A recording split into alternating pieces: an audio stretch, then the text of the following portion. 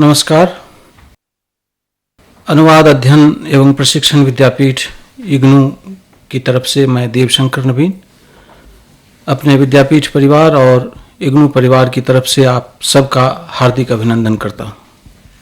इस कार्यक्रम की शुरुआत से पहले मैं आप सबको तीन छोटी छोटी पेंटिंग सुनाना चाहता हूँ। एक पेंटिंग है जूते। जूते वहीं थे, उनमें पैर नहीं थे।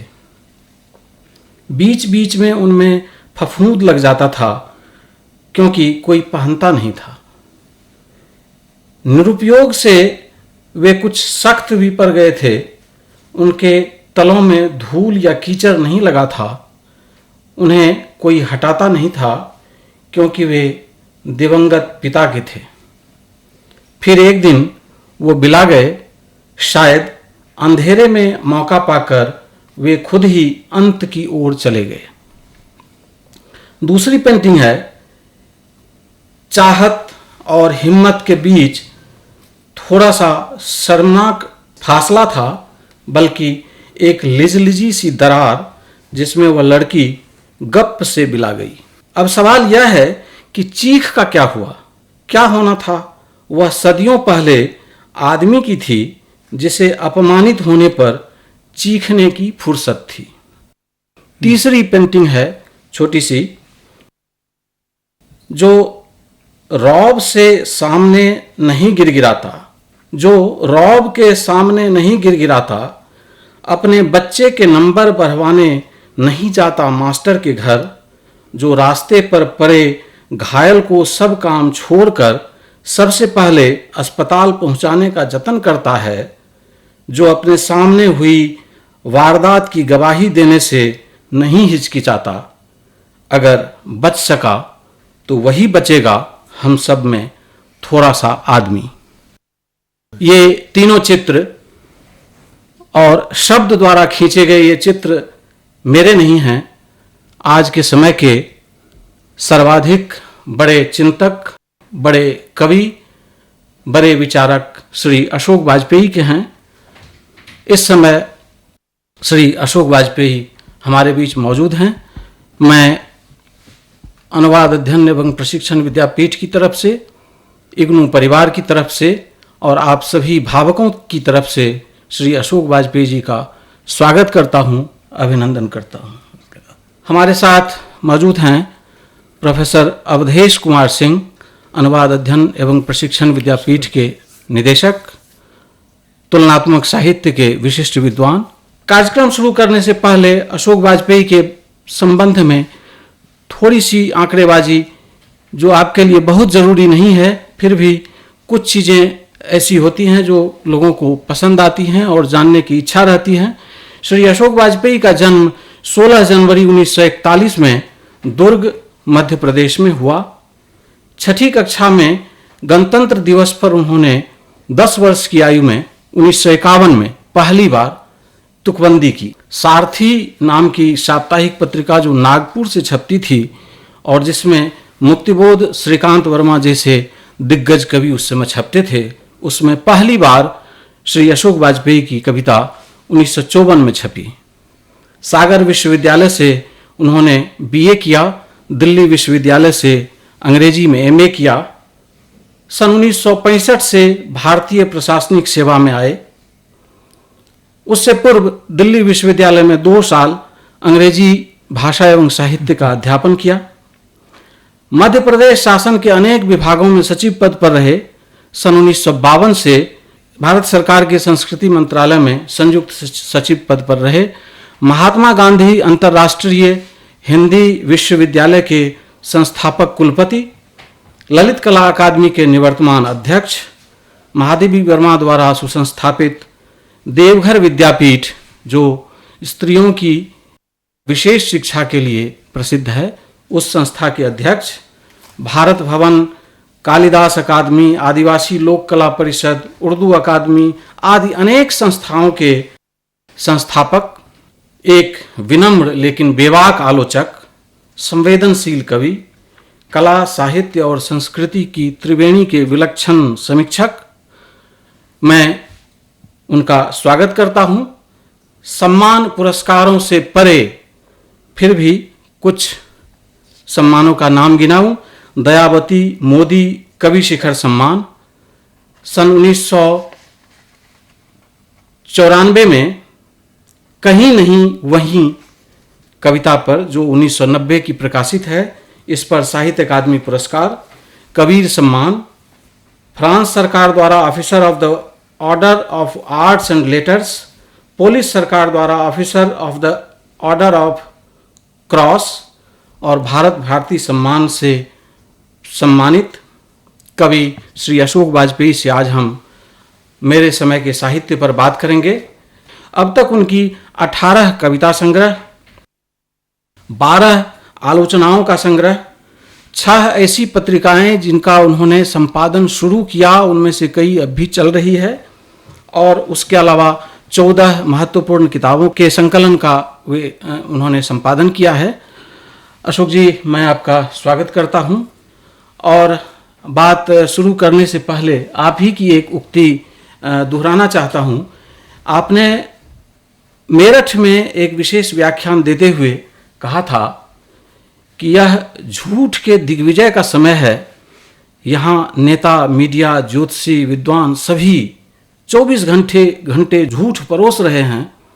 हम मुदित मन से यह सब देखते सुनते हैं, न हमें गुस्सा आता है न खीज होती है। स्थिति वस्तुतः ऐसी है, लेकिन आज के आशंकाओं भरे समाज के सामाजिक संदर्भ में साहित्य और साहित्यकारों की भूमिका पर आपकी क्या राय है?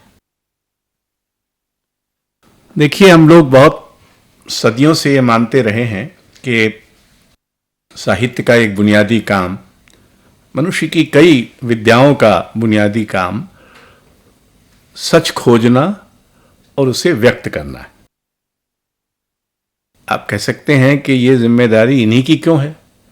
एक ज़माना था जब धर्म की भी ये जिम्मेदारी थी, राजनीति की भी जिम्मेदारी थी, और जो अनुशासन है उनकी भी जिम्मेदारी थी। लेकिन धीरे धीरे इन अनुशासनों ने अपने इस सत्यान्वेषण से किनारा कर लिया। अब ये ज़्यादातर अनुशासन अपने ही बारे में है, राजनीति अपने बारे में है, धर्म अध्यात्म शून्य है, आक्रामक है। तो ऐसे में कुछ ज़्यादा जिम्मेदारी सृजनात्मक साहित्य, विचार और कलाओं पर आ जाती है। झूठ की दिग्विजय तो इस समय लगभग एक दैनिक घटना है। यानी हमारे समाज में ही नहीं, सारे संसार में।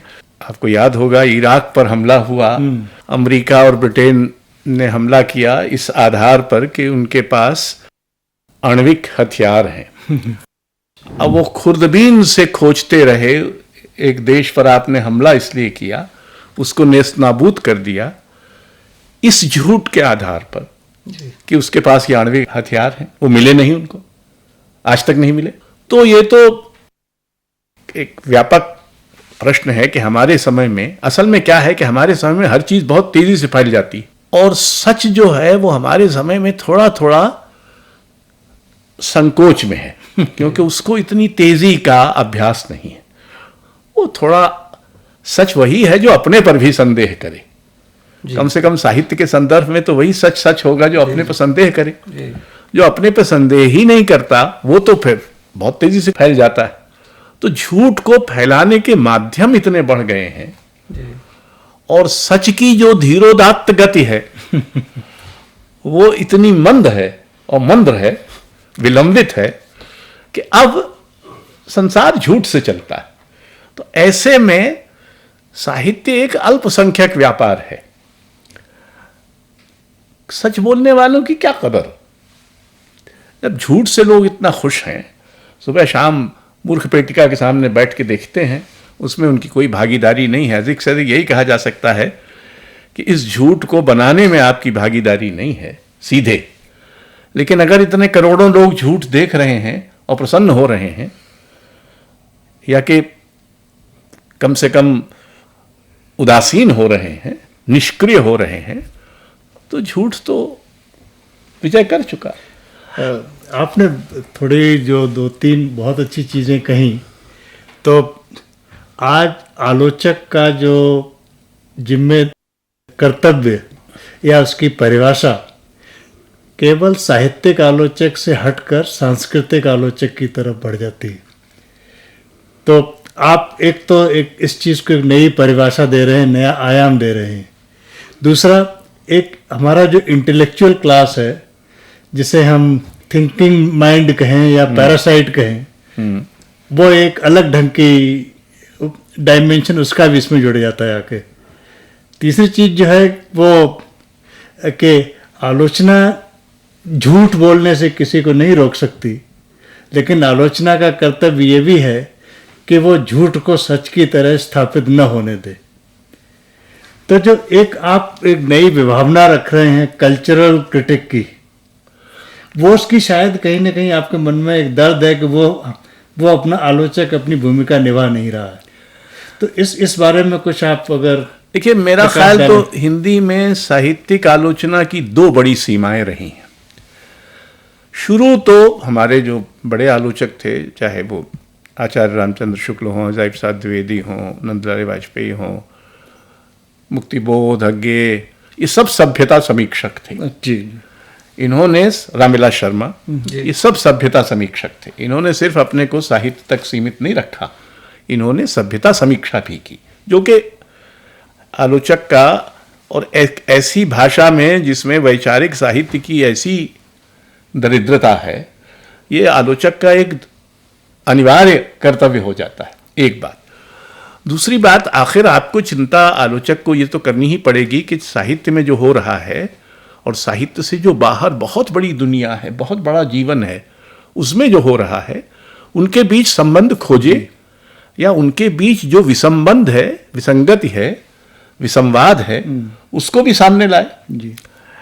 ऐसा करते हुए उसको इन प्रश्नों से जूझना ही पड़ेगा कि हमारे समय में आखिर झूठ क्यों तेजी से फैलता है, लोगों की दिलचस्पी खबर में क्यों है, विचार में क्यों नहीं है।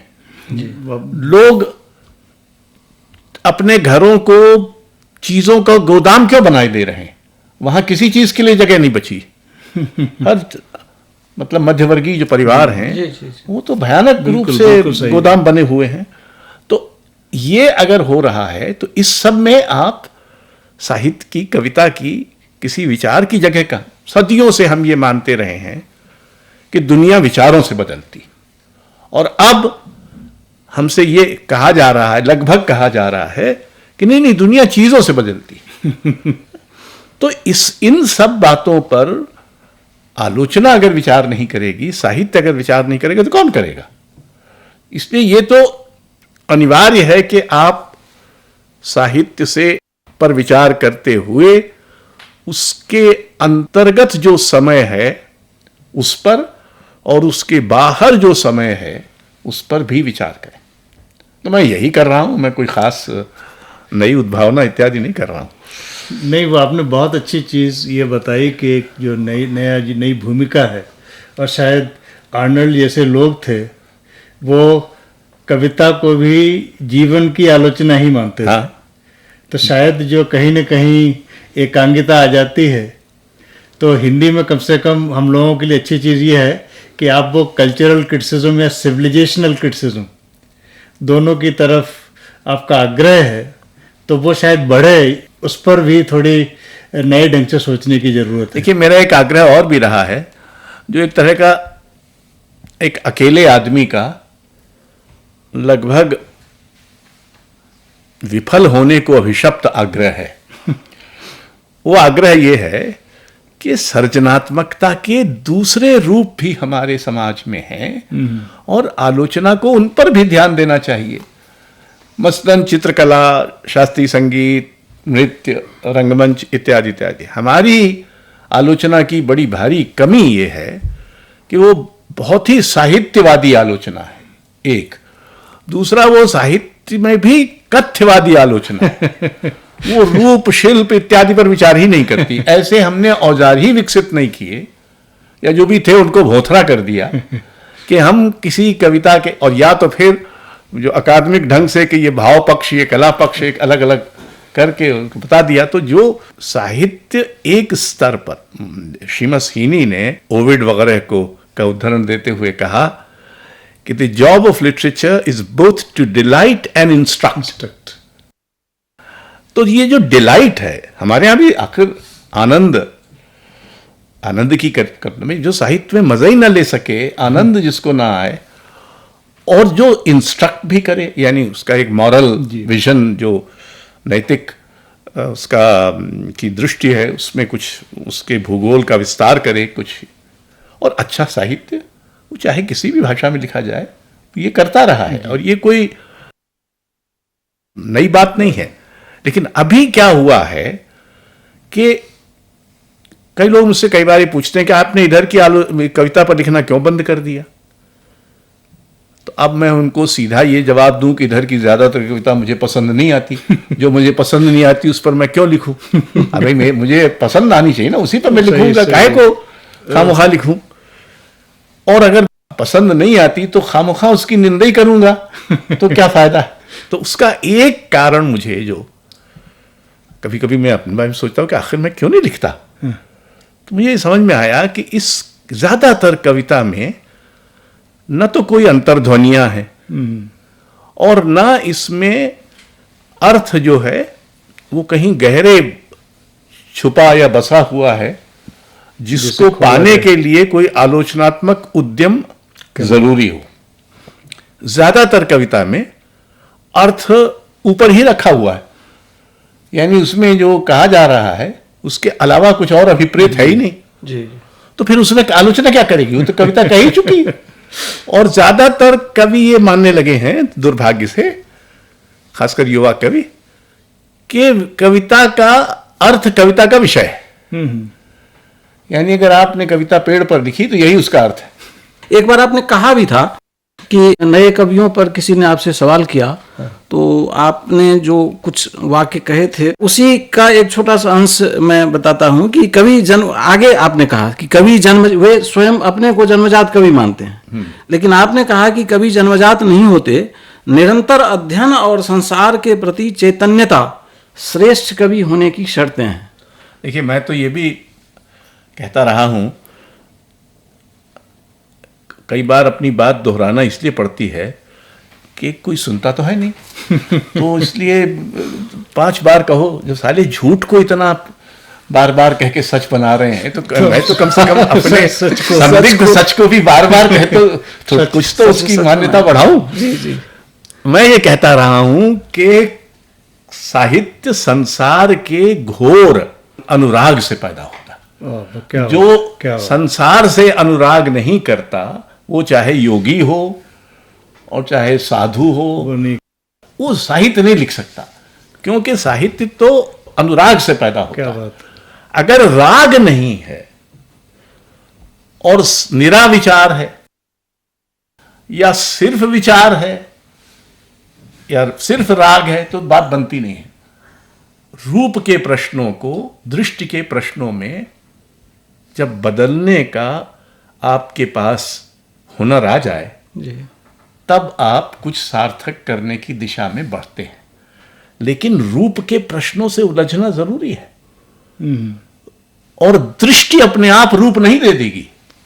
बहुत बड़ा भ्रम यह है कि क्योंकि हमारे पास एक महान विचार है और उस महान विचार ने बड़ी महान कृतियां, इसलिए अगर हम उसका पल्ला पकड़ लें तो हम भी भवसागर पार हो जाएंगे। नहीं हो सकते। महान विचारों से भी घटिया साहित्य पैदा हुआ है। स्टीफन स्पेंडर ने एक बार ये कहा था कि महान विचारों ने भी घटिया साहित्य को जन्म दिया है, लेकिन अगर महान साहित्य है तो उसके पीछे विचार भी महान होंगे, वो घटिया नहीं हो सकते। यानी इसका उल्टा सही नहीं है। लेकिन हमारे यहाँ अब जिसको विचार विचार कहते हैं, वो काहे का विचार है? वो अनर्जित विचार है, आ गया है कहीं से, क्योंकि उस तरह के विचार की भंगिमा फैशन में है, उससे आपको किसी संघ संगठन की मान्यता या वैधता मिलती है, तो आप उस विचार का पालन किए जा रहे हैं, और विचार से आपका कोई लेना देना नहीं। हिंदी कविता की बड़ी भारी इस समय जो समस्या है वो ये है कि उस पर विचारधारा का बहुत आतंक है, लेकिन विचारधारा भी हमारे यहाँ धारा अधिक है, विचार कम है। तो सबको बहने का आनंद है। आनंद है। आप कहते हैं कि कविता कवि से आगे जाती है।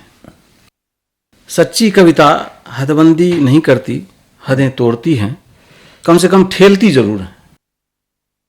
तो सृजन से संगठन तक में आपने कई ऐतिहासिक स्तंभ रखे हैं।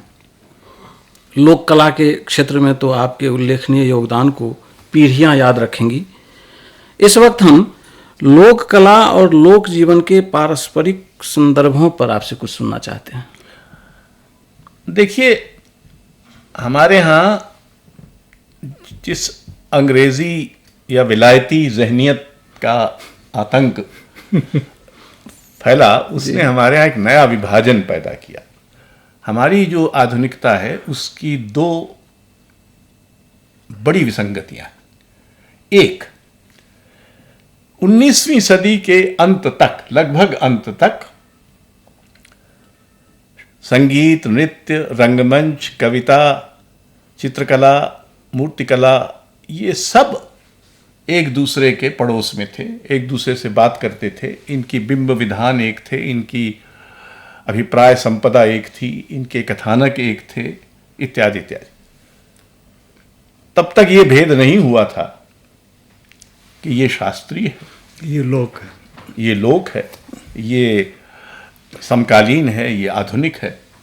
ये जो पश्चिम प्रेरित आधुनिकता आई जी, उसने एक नया विभाजन पैदा किया। तो संगीत, नृत्य शास्त्रीय हो गए और साहित्य, रंगमंच और ललित कलाएं ये आधुनिक हो गई। जी, ललित कलाओं में एक फाइन आर्ट हो गया और एक फोक आर्ट हो गया।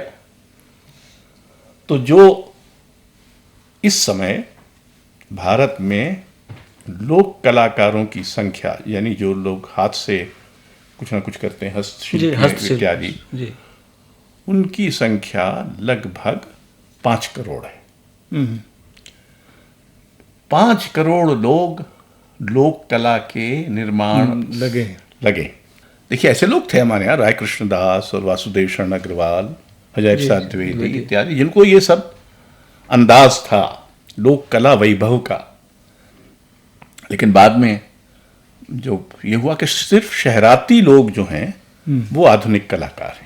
जो लोक कलाकार हैं वो ऐतिहासिक दृष्टि से पिछड़े हुए लोग हैं। इसका कोई वैचारिक औचित्य नहीं है, इसका कोई वैचारिक आधार नहीं है। आपने तो ये जो कलाओं की जो अंतर संबंध है उनकी न केवल चर्चा की है, बल्कि संस्था के रूप में भी आपने उन्हें सपोर्ट किया। हर युग में कविता या कला के सामने संकट आया। पश्चिम में तो इसका बहुत अच्छा लंबा इतिहास है। हाँ। एक ने सवाल, प्लेटो ने सवाल उठाया तो अरिस्टोटल ने जवाब दिया, गोसोन ने उठाया तो सिडनी ने दिया, और बल्कि कविता और कला और ज़्यादा स्ट्रांग होके निकली। आज फिर बड़ा संकट जैसी बात चल रही है। तो ये जो एक तो अंदर संबंध टूटे, विशेषकर जो वेस्टर्न मॉडर्निटी की वजह से, आजकल जो एक चर्चा हो रही है कि कला और कलाकार का भी की विभावना या उसका जो अवधारणा है वो भी बदल गई। कि वो जो कहते हैं कि कलाकार जो है पहले रूटेड होना चाहिए था, आज का कलाकार इतनी यात्रा करने के लिए मजबूर या अवशक्त है कि उसे आईवी क्रीपर या क्लाइंबर की तरह होना चाहिए। तो आज का संकट जो है, आप भारतीय भाषाओं को जानते हैं, हिंदी में सबसे परिचित हैं, पश्चिम में भी हैं। बदले परिप्रेक्ष्य में नया कलाकार है जो रूटेड होने के बजाय अपरूटेड है, जो एक जगह से दूसरी जगह जाता है, विचारों का आदान प्रदान करता है। तो कविता के क्षेत्र में भी होना चाहिए। तो अपने भारतीय कविता और जो भारत से बाहर की कविता और अपनी हिंदी कविता, इनको जब हम एक साथ देखें तो आप कैसा पाते हैं इनका स्वास्थ्य विशेषकर? देखिए, एक तो सुसान सोनटैग ने एक उक्ति की थी कि वो जड़ें किस काम की जिनको हम अपने साथ न ले जा सकें। हाँ, तो मतलब आप अगर इधर से उधर कहीं जाएं, अपनी साथ जड़ें ले जा सकना चाहिए। तो जड़ें कोई स्थानबद्ध नहीं होती। होती। एक बात। दूसरी बात यह है कि हाँ, हमारे समय में पिछले 200 वर्षों में बहुत आवाजाही हुई है, लोग विदेशों में बस जाते हैं, लेकिन हिंदी भाषा का कोई लेखक, विदेशों में वो हिंदी प्रेमी बहुत हैं, उनके हिंदी प्रेम की बहुत सराहना करनी चाहिए, लेकिन उनमें से कोई भी एक भी ऐसा लेखक नहीं अभी तक हुआ है जिसको आप महत्वपूर्ण माने। ठीक है, लिखते हैं, अच्छा करते हैं, उनको प्रोत्साहन इत्यादि मिलना चाहिए। एक बात। दूसरी बात यह है कि हमारा विश्व कविता से संबंध करीब 70-80 साल पुराना है। जी। जब छायावादियों ने रोमांटिक कवियों को अंग्रेजी के पढ़ना शुरू किया, और शैली और कीट्स इत्यादि का प्रभाव, उसके पहले हमारे, लेकिन उसके पहले की सदियों में भारतीय संस्कृत का निर्माण ही बहुत सारी आवाजाही से हुआ, और बहुत सारे फारसी के और अरबी के और जी बहुत सारे लोग उनसे प्रभावित। तो पूरी एक भाषा ही हमारे यहाँ नहीं बन गई। इस प्रभाव में, अरबी फारसी के प्रभाव में, इस्लाम ने दुनिया के किसी और देश में एक नई भाषा नहीं बनाई जितनी यहाँ। दूसरी तरफ उपनिवेशवाद ने ज्यादातर जगहों पर जहां उसने अपना वर्चस्व कायम किया, वहां की भाषाएं नष्ट कर दी, यहां वो भाषाएं नष्ट नहीं कर पाया। बिल्कुल सही। तो हमारा जो भाषाई भूगोल है वो कुछ ज्यादा जटिल और वो रहा है, उसमें एक तरह के प्रतिरोध देने की शक्ति भी है विश्व कविता से। लेकिन हमारा जो संवाद 70-80 वर्ष का है वो बहुत सघन संवाद है, दो स्तरों पर। एक तो हमारे बहुत सारे लेखकों ने विश्व कविता का अनुवाद किया, एक। दूसरी तरफ इस कविता का समय समय पर हमारे प्रभाव के भूगोल पर भी इसकी छाप पड़ती रही। जी। एक ज़माने में हम अफ्रीकी कविता से बहुत प्रभावित हुए, एक ज़माना था जब हम अंग्रेज़ी कविता से प्रभावित थे, लेकिन बाद में फिर यूरोपीय कविता, फिर जिसको मध्य यूरोप कहा जाता है, उसकी कविता जब आई तो उसमें लगा कि एक नई संभावना इसमें, तो स्वयं हमारे प्रभाव के भूगोल में। तीसरी बात, यद्यपि हम कविता, आज की कविता की अधिकतर निंदा ही करते रहते हैं, लेकिन मेरे हिसाब से पिछले 50 वर्षों में हिंदी में जो कविता लिखी गई है वो विश्व कविता के समकक्ष रखे जाने के सर्वथा योग्य है। मुक्तिबोध, शमशेर, रघुवीर सहाय, श्रीकांत वर्मा, ऐसे बहुत सारे कवि हैं जिनकी कविता, विनोद कुमार शुक्ल इत्यादि, इनकी कविता संसार की किसी भी कविता के समकक्ष रखी जा सकती है। स्वयं भारतीय भाषाओं में, जिन भाषाओं में अच्छी कविता है वो बहुत अधिक नहीं है। जी।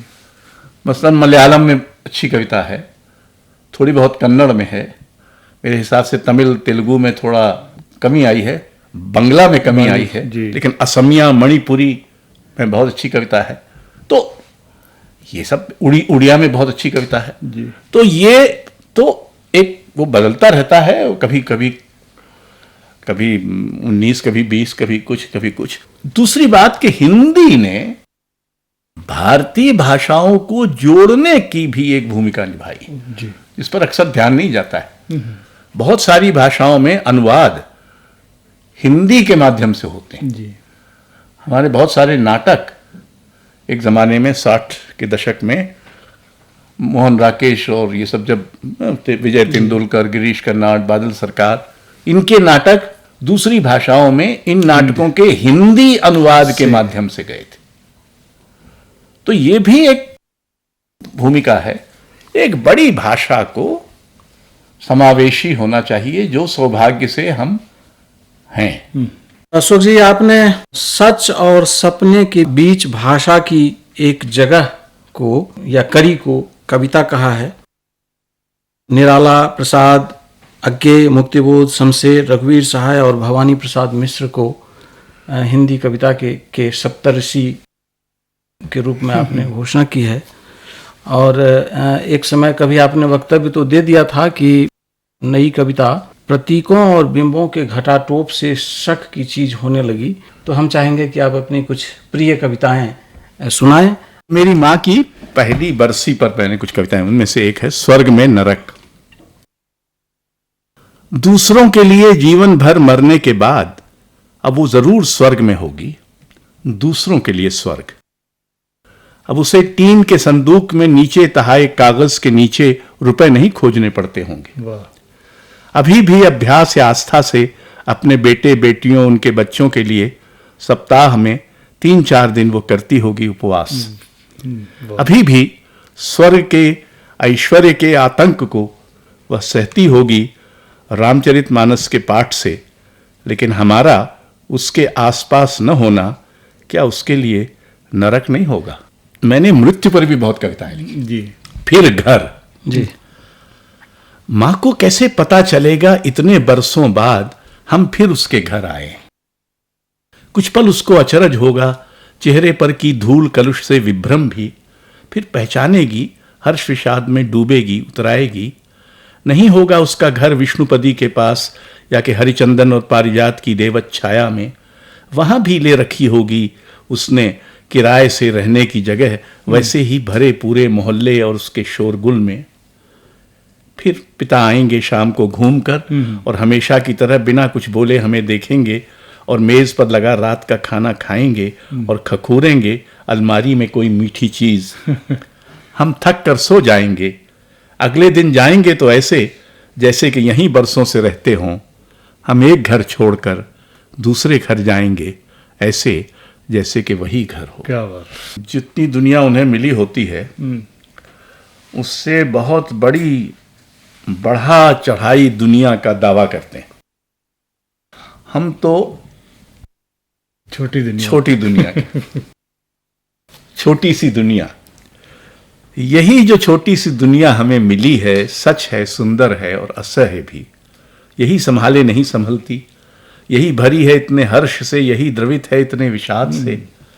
अपने बगल में टुकुर टुकुर ताकती गिलहरी से कहा फूल ने, एक बुढ़िया अपनी गुदड़ी से निकालकर एक तोता खाया फल अपनी नातिन को देते हुए यही बोली। छोटी सी है तितलियों और मधुमक्खियों की दुनिया, छोटी है दुनिया तोतों और बगुलों की, आम और अमरूद की, इमलियों और बेरों की। बड़ा सपना देखती, बड़ी सच्चाई को संक्षिप्त करती, सूरज और चांद को, नक्षत्रों और अंतरिक्ष को हथेली पर अक्षत की तरह पवित्र रखती। यही जो छोटी सी दुनिया हमें मिली है, सच है, सुंदर है। वाह। अशोक जी, हम ऐसे समय में जी रहे हैं जहां काम की बातें खत्म नहीं होती, खत्म करनी पड़ती है।